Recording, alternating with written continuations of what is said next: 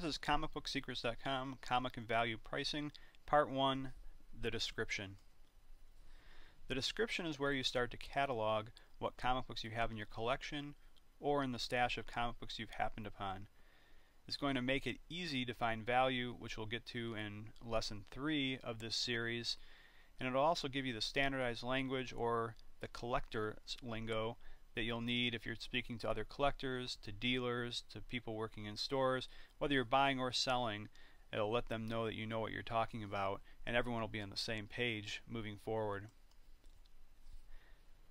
Accuracy is a key component of the description for finding the value and also describing it to somebody else.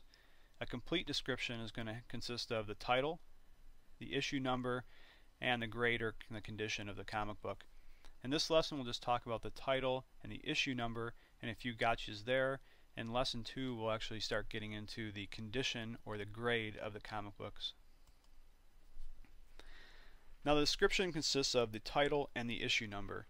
As you see here, the titles range from something like Amazing Spider-Man to X-Men, and then you usually think of, say, issue number 1 or as number 54, as you see there in the example on the slide.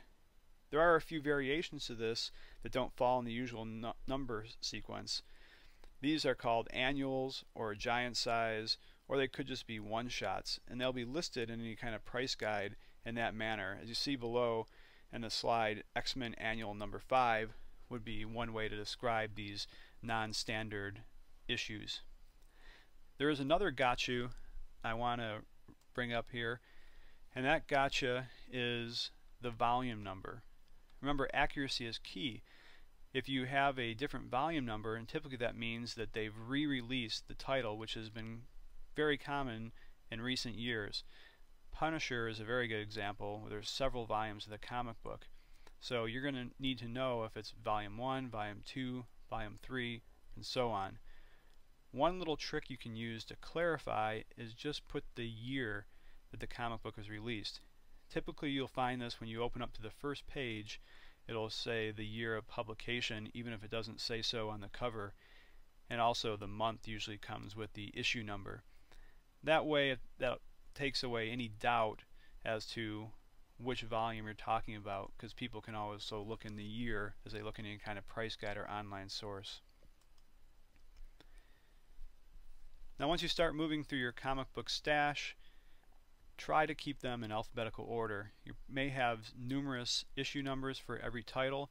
If you're using something like an Excel spreadsheet, this is pretty easy because you're going to be able to go back and have the spreadsheet list them alphabetically. But if you're using sheets of paper, try to keep that in mind.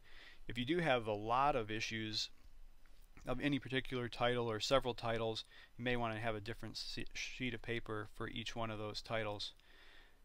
At this point, go ahead and make your list, and then we'll move on to grading. We'll give you some tips, tricks, and tools there to help you arrive at your final value.